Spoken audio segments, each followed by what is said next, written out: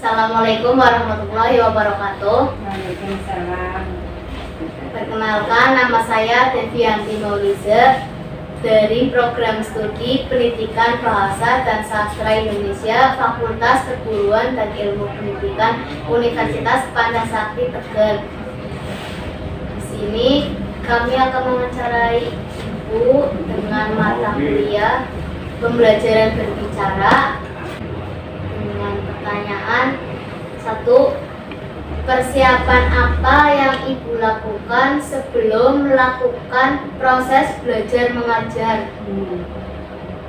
Persiapan sebelum melakukan proses belajar mengajar itu adalah yang disiapkan adalah RPP. Membuat RPP. Ya. Pertanyaan yang kedua, bagaimana menurut pendapat Ibu tentang pengajaran di sekolah sekarang sudah sesuai dengan RPP? Diusahakan sesuai, diusahakan sesuai dengan yang sudah direncanakan. RPP itu kan rencana ya. Tapi kalaupun misalnya ada sedikit berbeda, ya itu karena situasi, kondisi, karena seperti itu.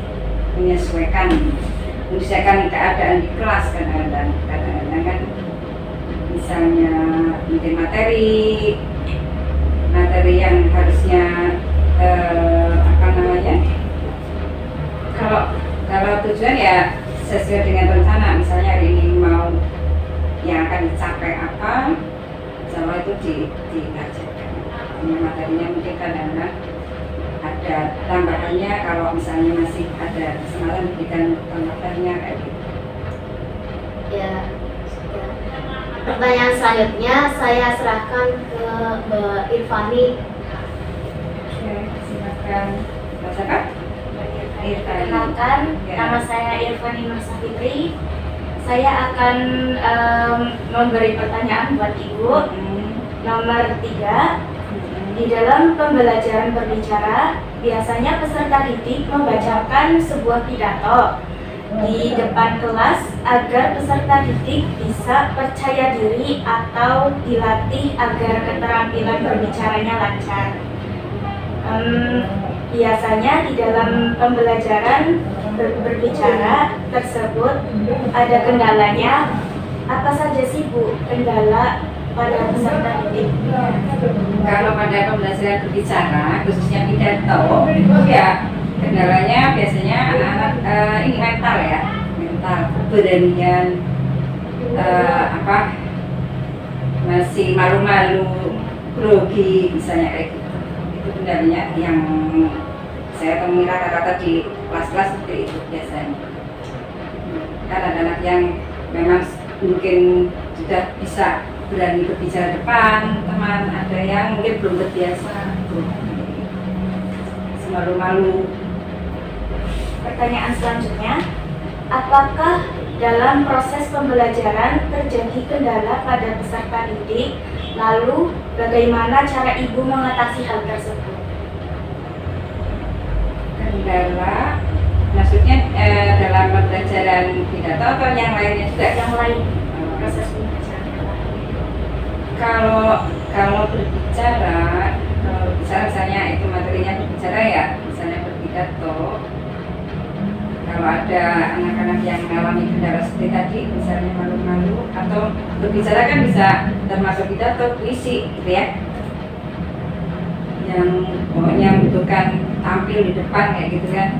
Misalnya kalau puisi itu cara mengatasinya, misalnya ini puisi ya, puisi itu cara mengatasinya kalau anak yang malu-malu itu bisa tidak maju sendiri, diberikan pilihan, silakan kamu mau maju sendiri, yang berani silakan berpuisi sendiri, rasa puisi sendiri, ya satu orang boleh. Atau kalau kamu belum yakin untuk bisa maju sendiri, ini latihannya boleh dengan teman satu bangku, boleh satu puisi kita berdua. Ini kan kalau dengan maju berdua ini lebih pede. daripada mahasiswa sendiri kayak gitu. Itu caranya seperti itu kalau berbicara. Kalau pembelajaran berbicara aja. Selanjutnya akan Assalamualaikum warahmatullahi wabarakatuh. Waalaikumsalam. Perkenalkan, nama saya M. Rafiq Abdullah dari Pendidikan Bahasa dan Sastra Indonesia. Di sini saya akan melanjutkan pertanyaan. Pada waktu pembelajaran, seorang guru memberikan bahan ajar kepada peserta didik. Guru juga dituntut menjadi narator dan pendengar yang baik. Pertanyaannya, bagaimana mekanisme pembelajaran berbicara yang dilakukan Ibu Guru?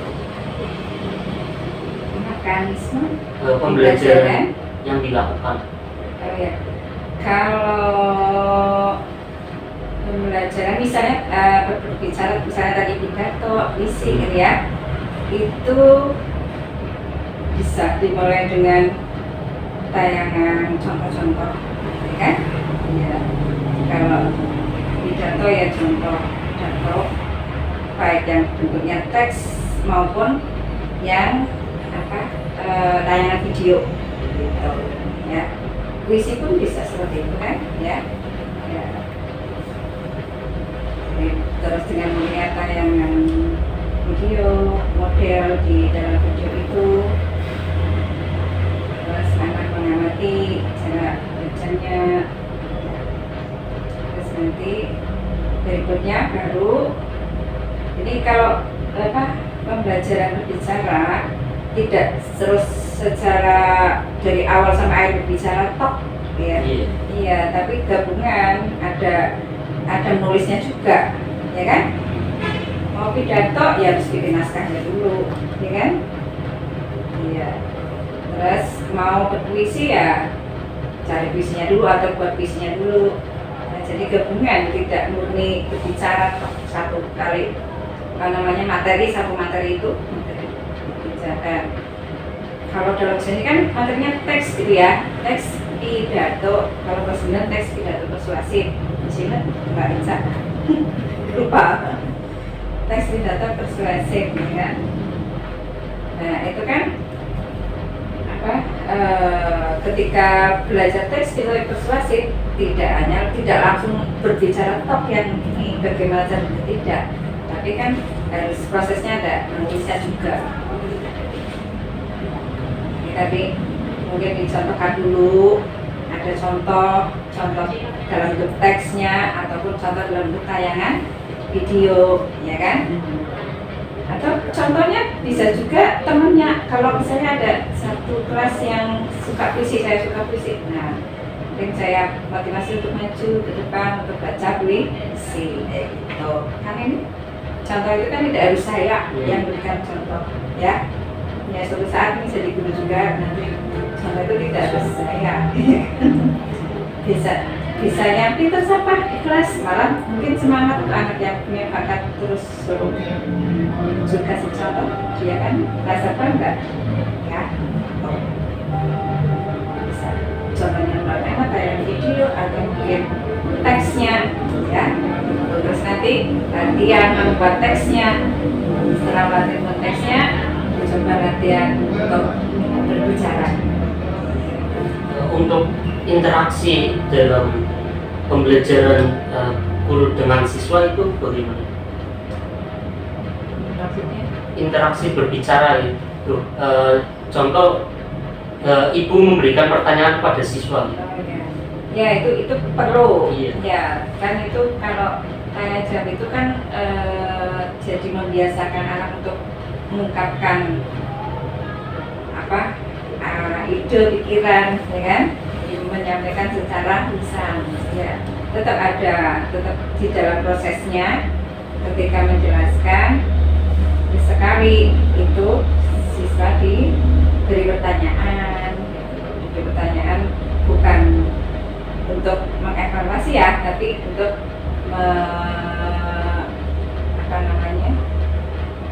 mendalami materi sekaligus untuk pelatihan bagi siswa belajar mengungkapkan, berbicara dengan dengan anak banyak seperti apa. Mungkin kalau sering ditanya, sering menjawab, sering bicara depan teman-temannya, ya, dia akan akhirnya bisa mampu mencapai tujuan yang diharapkan dalam materi. Terus lanjut. Pertanyaan selanjutnya, selain seorang guru menjadi pengajar, guru juga wajib memberikan hasil kerja peserta didik berupa nilai. Bagaimana proses penilaian pembelajaran yang dilakukan ibu guru dalam pembelajaran? Proses penilaian itu bisa dilakukan pas dalam proses pembelajaran atau penilaian proses ya. Iya. Itu mencakup keterampilan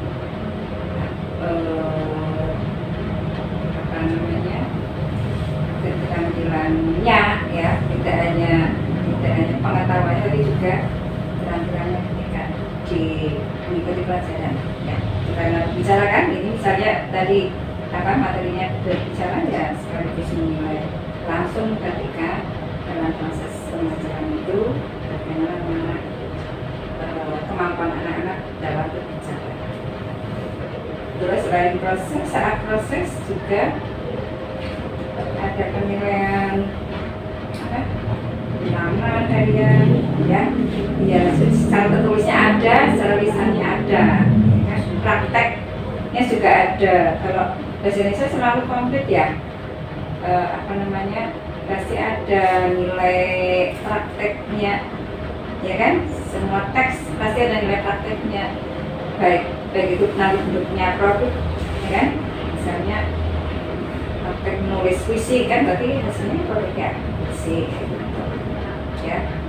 Atau langsung praktek berpuisi, berbicara, membaca puisi, atau tadi berpidato. Untuk silabus yang digunakan Ada ya silabusnya yang terakhir itu ya tetap silabus kurikulum 2013. iya 2013 tapi yang terbaru ya.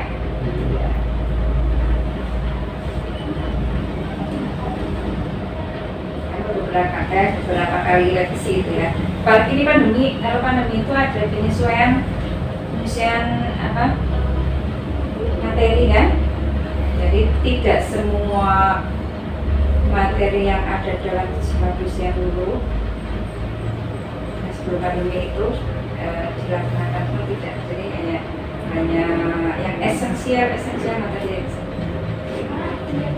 ya, tidak semuanya karena tidak cukup waktunya, ya kan? Tidak cukup. Kalau dulu kan normalnya 6 jam, sekarang tatap muka hanya 1 kali tatap muka, terus ditambah 1 kali PJJ, kan berarti kurang banyak. Tatap mukanya 35 menit.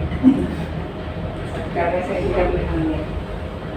Kalau dulu normalnya 6 jam pelajaran. Itu ada penyesuaian juga, harus targetnya harus semuanya. Jadi kalau bahasa Indonesia ini untuk misalnya yang kelas 9 ya, kelas 9. Kalau dulu kurikulum silabus yang dipakai sebelumnya kan ya, itu ada KD, laporan percobaan, teks pidato, cerpen, terus pokoknya ada yang dikurangi.